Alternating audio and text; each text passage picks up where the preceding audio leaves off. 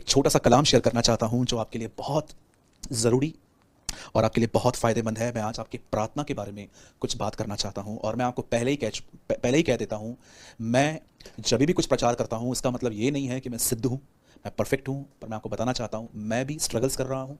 उन स्ट्रगल्स में मैं जो सीखता हूँ मैं वो आपके साथ शेयर करता हूँ, क्योंकि कभी कभी प्रॉब्लम ये होता है कि कोई आदमी जब परमेश्वर का वचन बांटता है और आपको लगता है कि हाँ ये तो मेरे लिए बात कर रहे हैं, तो ज़रूरी नहीं है कि मैं एक प्रॉफिट हूँ इसलिए मैं ऐसे बात कर रहा हूँ। मैं जानता हूँ कि जिस तकलीफ़ों से मैं जिन प्रॉब्लम्स में मैं गुजरता हूँ, जिन स्ट्रगल्स में मैं फंसता हूँ, निकलता हूँ, आप भी उसमें आते होंगे। तो मुझे कोई बड़ा दर्जा देने की कोई ज़रूरत नहीं है। मैं आपका भाई हूँ और मैं भी आपसे प्यार करता हूँ, इसीलिए मैं चाहता हूँ हम सब प्रभु में बढ़ें। और मेरे वीडियोज़ को जो मैं आपके साथ शेयर करता हूँ, इन वीडियोज़ को शेयर करने का मतलब किसी को नीचे करना, ऊपर करना नहीं है। सिर्फ इसलिए है कि हम सही मायनों में परमेश्वर को जान पाएँ, उस परमेश्वर को जो सच्चा परमेश्वर है, न कि वो परमेश्वर जो आजकल कुछ लोग प्रचार कर रहे हैं अपनी बुद्धि और समझ से, पर वो परमेश्वर जो पवित्र आत्मा के द्वारा अपने आप को हम पे प्रकट करता है।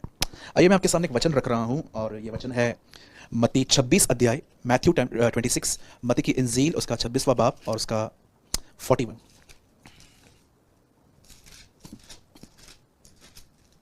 यहाँ लिखा है, जागते रहो और प्रार्थना करते रहो कि तुम परीक्षा में न पड़ो। आत्मा तो तैयार है परंतु शरीर दुर्बल है। आप सभी जानते हैं कि आज के वीडियो का टाइटल भी प्रेयर के ऊपर है और मुझे इन दिनों में बहुत सारे लोगों ने मुझसे बात की मेरे मैसेंजर पर। उन्होंने मुझे बहुत कुछ बताया कि भाई हम प्रेयर लाइफ में काफ़ी डाउन हो गए हैं। तो मैं आज आपके इन सवालों का, और मुझे परमेश्वर ने भी अगुवाई की कि मैं आज प्रेयर के ऊपर मैं कुछ शेयर करूं, क्योंकि मैंने काफ़ी टाइम से आपके साथ कुछ प्रेयर पर शेयर नहीं किया है। मैंने लॉकडाउन के नाम पर लॉकडाउन में जो 5 चीज़ें थी मैंने उसमें शेयर किया था, लेकिन मुझे लगता है कि हम थोड़ा और गहराई में जाएं। सबसे पहले मैं आपको बताना चाहता हूँ, प्रार्थना न करना एक कमज़ोरी नहीं है, प्रार्थना न करना एक पाप है। इट्स अ सिन। आप कह सकते हो सूरज भाई ये कहाँ लिखा गया है? शमूएल में लिखा गया है। जब लोग शमूएल के पास आके बात करते हैं तो शमूएल उनको कहता है, क्या मैं तुम्हारे लिए प्रार्थना न करके प्रभु की दृष्टि में पाप करूं? प्रार्थना न करना, कई लोग जब प्रार्थना नहीं करते हैं तो वो कहते हैं कि हम तो कमज़ोर हैं, हमसे नहीं होती है। जी देखिए, इन्हीं बातों की वजह से हमें विक्ट्री नहीं मिलती, क्योंकि हमने पाप को बहाने में बंद कर दिया है कि नहीं ये तो होता है। याद रखिए, पाप न करना एक पाप है। अब मैं जो आपको समझाना चाहता हूं आप उस पर बहुत ध्यान दीजिए। जो मैंने वचन आपको पढ़वाया, जो यीशु मसीह ने कहा, ये यीशु ने तब कहा जब यीशु मरने से एक रात पहले अपने चेलों को बार बार कह रहे थे, उठो प्रार्थना करो कि तुम परीक्षा में न पड़ो। देखिए, परीक्षा का आना और परीक्षा में पड़ जाना कितनी अलग अलग बातें हैं। जब तक आप जिंदा हैं तब तक आपकी जिंदगी में परीक्षाएं आएंगी, पर जानते हो कौन से लोग उस परीक्षा में पड़ जाएंगे? पर कौन से लोग हैं जो उसको फेस करके निकल आएंगे? जो लोग प्रार्थना करते हैं वो उसको फेस करके एक विजयी, एक विक्टोरियस, एक एक विजेता की तरह वहां से निकल आएंगे। लेकिन जो प्रार्थना नहीं करते हैं वो उसमें पड़ जाएंगे। और देखिए, उसके बाद मुझे लगता है कि जैसे कि कभी कभी हम एक छोटा सा झूठ बोल के बहुत सारी बातों से बच जाते हैं, पाप करके निकलते हैं। मैं बिलीव करता हूं जो लोग प्रार्थना नहीं करते हैं वो परीक्षाओं में से पाप के द्वारा निकल आते हैं, लेकिन जो लोग प्रार्थना करते हैं वो परीक्षाओं में without sin, grace of God से निकल आते हैं।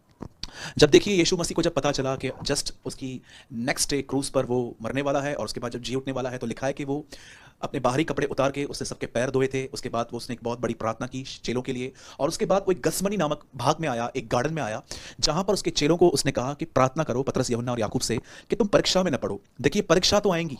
यीशु ने कहा प्रार्थना करो कि तुम परीक्षा में न पड़ो। अब देखिए, यीशु के चेलों ने कई बार ये बात सुनने के बाद यीशु ने दोबारा आके उनको कहा था, प्रार्थना करो कि तुम परीक्षा में न पड़ो। शरीर तो दुर्बल है परंतु आत्मा तैयार है। यीशु समझा रहा था उनको कि तुम प्रार्थना कर सकते हो, पर एट प्रेजेंट तुम्हारी बॉडी तुम्हें उठने नहीं दे रही है। आप जानते हैं, इन लोगों ने प्रार्थना नहीं की और उसके बाद देखिए जब यीशु मसीह गिरफ्तार हुए, अरेस्ट हुए, जब लोग उनको पकड़ने के लिए आए, रोम के जो सिपाही थे, तब सब भाग गए, कोई भी नहीं रुका। लास्ट में आप देखते रहेंगे कि जस्ट जॉन जो था वो डिस्टेंस से उसको फॉलो करता था, लेकिन लगभग सभी भाग गए क्योंकि उनके अंदर डर आ गया कि कहीं हमें भी ना पकड़ा जाए। मैं आपको पूछना चाहता हूं, क्यों आज हम प्रेयरलेसनेस में हैं? क्यों आप में से कुछ लोग के प्रार्थना जीवन जीरो हो गए हैं? कुछ लोग जो पहले प्रार्थना करते थे वो, मैं नहीं कहूंगा कि प्रार्थना बंद हो चुकी है, लेकिन आपकी प्रार्थना बहुत कम हो चुकी है। और क्यों आप में से कुछ लोग प्रार्थना करने में बहुत आगे थे, पर आप इन दिनों में ये महसूस कर रहे हो कि ब्रदर, जो प्रार्थना मुझसे पहले होती थी अब वो मुझसे नहीं हो रही है। मैं आपको बताना चाहता हूं मेरे भाइयों, मेरी बहनों, फॉलिंग कैसे होती है, हम कैसे नीचे गिरते हैं। याद रखिए, नीति वचन में एक वचन लिखा गया है, गिरने से पहले घमंड और ऊंचा उठने से पहले नम्रता आती है। हर वो व्यक्ति जो नीचे गिरता है, याद रखिए, गिरने से पहले उसने काम किया है, वो है घमंड। परमेश्वर घमंडी का सामना करता है, पर उसके बाद लिखा गया है, ऊंचा उठने से पहले नम्रता आती है। जब परमेश्वर किसी को स्पिरिचुअली, किसी को पब्लिक के सामने उठाता है, तो आप ये भी बात जानो कि जरूर उसने परमेश्वर के सामने एक नम्रतापूर्वक जीवन जिया है, एक हलीम होकर वो जिया है। आप जानते हैं, वैसे ही याद रखिए, आज जो व्यक्ति पाप कर रहा है, गुनाह कर रहा है, उस गुनाह करने से पहले उसकी प्रेयर लाइफ डाउन की गई है। जैसे कि गिरने से पहले घमंड आता है, ऊंचा उठने से पहले नम्रता आती है। तो यह भी याद रखिए, पाप करने से पहले आपके अंदर प्रार्थना की कमी आएगी और उसके बाद स्टार्ट होगा। आज से बहुत साल पहले एक व्यक्ति था, उसका नाम था शिमशोन। आप सभी जानते हैं कि जब उसका जन्म हुआ तो उसके लिए खास तौर पर यह कहा गया था कि इसके जो बाल हैं वो कभी काटे ना जाएं। उसके बाल बड़े थे। और आप सभी जानते हैं, शिमशोन अपने जवानी के दिनों में वो बिल्कुल भी परमेश्वर के अनुसार जिंदगी नहीं जी पाया। वो बार बार व्यभिचार में फंसता था और कई बार तो उसे पता तक नहीं चलता था कि वो क्या कर रहा है। इस बार भी वो एक स्त्री के साथ वो फंस गया जिसका नाम था दलीला, और शत्रुओं ने उस लड़की को, उस लेडी को यूज किया शिमशोन के लाइफ के सीक्रेट्स जानने के लिए। कि आप जानते हैं, अगर एक बॉडी बिल्डर है, अगर एक व्यक्ति है जिसके मसल्स हैं जो बहुत ही स्ट्रांग है, अगर वो किसी को मारता है तो इसमें उसको पूछने की कोई जरूरत ही नहीं है कि आपकी जो ताकत है वो कहाँ है। लेकिन अगर एक दुबला पतला आदमी अचानक इतने लोगों को मार दे, तो आप भी और मैं भी सोचेंगे कि एक्चुअली ये व्यक्ति ऐसा कैसा है। शिमशोन कोई बहुत ज्यादा बॉडी बिल्डर नहीं था, जैसे कि आपने से बहुत लोगों ने उसकी मूवीज देखी हैं, वो भी हमारी तरह इंसान था। लेकिन एक टाइम आता था जब उसके ऊपर पवित्र आत्मा उतरता था, वो इतना बलवान, इतना ताकतवर हो जाता था कि कोई भी नहीं सोच सकता है। तो ये बात दुश्मन सोचते थे और उन्होंने दलीला से कहा कि इससे पूछ उसकी ताकत कहाँ है। तब दलीला ने उससे पूछा, पहले तो वो नहीं बता रहा था, उसके बाद उसने अपने मुंह से उगल दिया कि मेरी ताकत मेरे बालों में है। और बाइबल बताती है उसके बाल काटे गए, और उसके बाद आप पढ़ते होंगे, आपने पढ़ा होगा कि उसके बाद दुश्मनों ने उसकी आंखें निकाल दी, फोड़ दी। आप जानते हैं, बाइबल ऐसा बताती है कि उसके बाल काटे गए। ऐसा बताया गया बाइबल के अंदर, उसने कहा कि अगर ये बाल निकाल दिए जाएं तो मैं वैसा ही हो जाऊंगा। आप जानते हैं, it's a power of source of power. शिमशोन ने अपनी ताकत का रहस्य बता दिया। पुराने नियम में जैसे दुश्मनों ने उसके बालों को काटा, मैं आपको बताना चाहता हूं, क्योंकि वो जान गए कि ताकत यहां से आ रही है, वैसे ही मैं आपको बताना चाहता हूं, शैतान आज जानता है कि मसीहों की ताकत कहां से आती है, इसीलिए वो उस चीज को काटने की कोशिश करता है, और वो चीज है प्रार्थना। आज बहुत सारे लोगों ने प्रार्थना के विषय में कोई डिसिप्लिन नहीं रखा है। जब चाहे तब प्रार्थना करते हैं, अगर नहीं हुआ तो नहीं करते हैं। अगर आप घर में बैठे हैं दुआ करने के लिए, बाजू वाला आपके घर में आता है, फ्रेंड्स आते हैं और कहते हैं चलो आज बाहर चलना है, तो क्या आप परमेश्वर को ये कहते हैं मैं जा रहा हूं? क्या आप उनको बोलते हो 1 घंटे के बाद आओ, पहले मैं अपना प्रेयर देखूंगा? आप जानते हैं कैसे प्रार्थना, प्रेयर लाइफ डाउन की जाती है? सबसे पहले याद रखिए, सबसे पहले बहुतों की प्रार्थना क्यों मेरा फोन दीजिए। मैं आपको बताना चाहता हूं, आपकी प्रार्थना के डाउन होने का पहला रीजन आपका फोन है। याद रखिए, शैतान अगर आपको कहेगा प्रार्थना बंद कर, तो वह जानता है ये नहीं करेंगे ऐसा।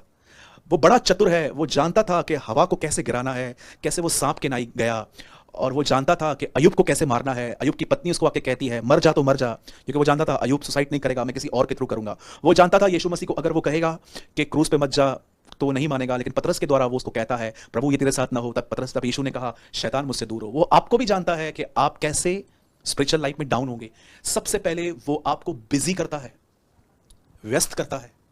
वो जानता है कि अगर मैं इनको बोलूंगा आज से प्रार्थना नहीं करनी तो ये नहीं मानेंगे, लेकिन वो स्लोली अलग अलग चीजों के द्वारा, दोस्तों के द्वारा, चैट्स के द्वारा, सोशल मीडिया के द्वारा, आपके फोन में जो एप्स हैं उसके द्वारा, या तो कभी कभी वो आपकी फ्रेंडशिप ऐसे लोगों से करवा देगा जो होल डे आपको कॉल्स करेंगे, मैसेजेस करेंगे, और आपको वो उसी खुमार में, उन्हीं मेमोरीज में रखेगा, और उसमें आपको पहले पहले बिजी करेगा। या तो वो आपके घर के अंदर उठने वाली समस्याओं को लेकर आपको बिजी कर देगा। उसका पहला एम है कि ये लोग सोचने में बिजी हो, क्योंकि सोच ही इंसान को चलाती है। यीशु ने क्यों कहा मन फिराओ, change your mind, change your way of thinking. सबसे पहले आप इस बात को देखिए, आपको उसने कहा बिजी रखा है। बिजी हो जाने के बाद आप देखते हैं कि आपके अंदर ठंडापन आ जाएगा। फिर आपको बाइबल इतना इंप्रेस, अट्रैक्ट नहीं करेगी। आप वचन पढ़ेंगे तो आपको ऐसा लगेगा कि ये तो पढ़ चुका हूं, ये भी पढ़ चुका हूं, ये भी पढ़ चुका हूं। या कभी कभी आप है ना किसी की मीटिंग को, जिनको आप पहले सुनते थे या अब भी सुनते हैं, फिर आप उनको इग्नोर करना चालू करोगे कि ठीक है।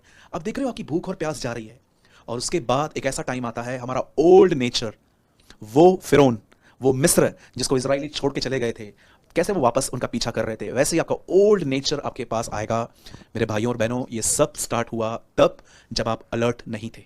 आपने बाइबल में एक दृष्टांत पढ़ा होगा जिसमें ऐसा बताया गया है कि एक खेत का स्वामी था, वो सोया हुआ था, और जब वो सोया ही हुआ था तब दुश्मन खेत के अंदर गलत सीड्स डाल के क्या बीज बोके गया। कब? जब वो सोया था। सबसे पहले मैं आपको बताना चाहता हूं, भले ही आपने अपना प्रार्थना जीवन आपका कम हो गया है या आप अपनी प्रेयर लाइफ खो चुके हो, मैं आपको कहना चाहता हूं सबसे पहले ये रीजन है कि कहां ना कहां आप अपने आप को ओवर बिजी, या तो आपने अपने लाइफ में डिसिप्लिन खो दिया है प्रेयर का, इसीलिए हो रहा है। चलिए ठीक है, ये तो प्रेयर लाइफ कम होने के रीजंस मैंने आपको बताए, लेकिन आप कैसे वापस उठ सकते हो? सबसे पहले जो व्यक्ति 1 2 3 घंटे पहले प्रार्थना करता था और उसने लगभग 3 4 महीने से कोई प्रार्थना ही नहीं की है, तो अभी उसके लिए वापस 3 4 घंटा तो बहुत डिफिकल्ट है। मैं आपको एक एडवाइस देता हूं, 10 10 12 12 15 15 मिनट की प्रार्थना स्टार्ट कीजिए। जब आप उठते हैं 10 15 मिनट प्रार्थना कीजिए, फिर दोपहर में खाना खाने से पहले प्रार्थना कर लीजिए, फिर रात को प्रार्थना कर लीजिए। इस तरह से प्रेयर लाइफ को रिस्टोर कीजिए। दानियल 3 बार प्रार्थना करता था। यीशु मसीह ने कहा निरंतर प्रार्थना करो। मेरे भाइयों और बहनों, आपको ये बातें समझनी है कि आपने जो अपना प्रार्थना जीवन खोया है, या तो आप देख रहे हो कि आपको पहले की तरह वैसा नहीं मिल रहा है अभिषेक जिसका आपको पहले मिलता था। मैं आपको कहूंगा प्लीज उपवास में आइए, फास्टिंग में आइए। यीशु यहां पर कहते हैं शरीर दुर्बल है, आत्मा तैयार है। शरीर को जिसको आपने इतना खिलाया पिलाया, पिज्जा बर्गर आपने भर भर के इसको जंक फूड दिया है, और देखिए अब आप उसके अधीन हो गए हो। इसे मारने के लिए अब आपको फास्टिंग करनी चाहिए, और फास्टिंग रखकर आपको दुआ में जाना चाहिए।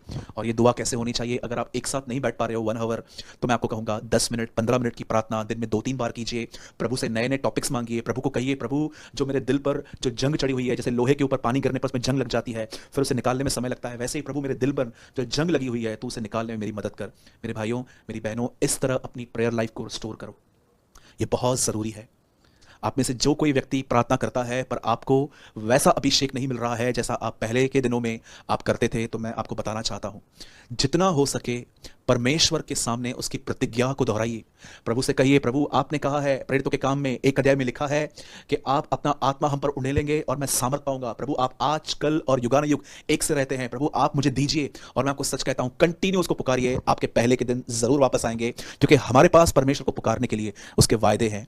और जिन लोगों ने अपनी प्रेयर लाइफ खो दी है, मैं आपसे विनती करूंगा, मैंने 2 बातें बताई, जो लोग खो चुके हैं वो फास्टिंग में जाएं, 10 10 15 मिनट की प्रार्थना स्टार्ट करें दिन में 2 या 3 बार। और जो लोग प्रेयर में हैं और जिनको वैसा अभिषेक नहीं मिल रहा है जैसा उनको मिलना चाहिए, तो मैं कहूंगा परमेश्वर के वचन को लीजिए और प्रार्थना कीजिए, परमेश्वर की प्रतिज्ञाओं को, जैसे प्रेरितों के काम में लिखा गया है, प्रभु यूहन्ना ने तो हमें पानी का बपतिस्मा दिया, लेकिन तू हमें पाक रूह का बपतिस्मा देगा। पहली बात ये आप प्रभु से कह सकते हो।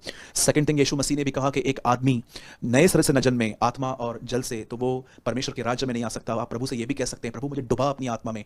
यह हेजकल में लिखा गया है, एक पानी था जो कमर तक था, एक पानी था जो चेस्ट तक था, एक पानी था जो सर के ऊपर था। प्रभु को कहिए प्रभु मैं चेस्ट तक हूं, मैं कमर तक हूं, लेकिन ये समय है तू मुझे पूरी तरह से अंदर ले जा। परमेश्वर की प्रतिज्ञाओं को लेकर उसे पुकारिए। मेरे भाइयों मेरी बहनों, प्रार्थना नहीं करेंगे तो मैं आपको बताना चाहता हूं एक काम आपके साथ होगा जो मैं कभी विश नहीं करता कि आपके साथ हो।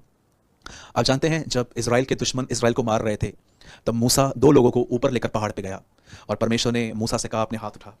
जब उसने अपने हाथ उठाए और उसने नीचे देखा, तो इजराइल अपने दुश्मनों को खत्म कर रहा था, वो जीत रहा था। लेकिन जब मूसा अपने हाथ नीचे कर रहा था, दुश्मन जीत रहा था। यही होता है स्पिरिचुअल रिलम में। जब आप दुआ नहीं करेंगे तो मेरे भाइयों और बहनों, आने वाली परीक्षा आपको, ये मैं आपको बात समझाना चाहता हूँ, ये परीक्षाएं बाहर से नहीं आपके बदन के अंदर से आएंगी। पतरस याकूब यूहन्ना को यीशु कहता रहा, चेलों को वो कहता रहा प्रार्थना करो। जब उन्होंने नहीं की तो क्या हुआ? वो डर गए, उनके अंदर से डर आया। वैसे ही याद रखिए, प्रार्थना नहीं करना, जो आपके अंदर जो आपकी परीक्षाएं आती हैं, गंदे गंदे ख्याल, वापस व्यभिचार करना, वापस पाप में जाना, वापस ओल्ड लाइफ में जाना, ये परीक्षाएं आपके अंदर से आएंगी, लेकिन प्रार्थना आपको विजय देगी। अपने बालों को कटने मत दीजिए। शिमशोन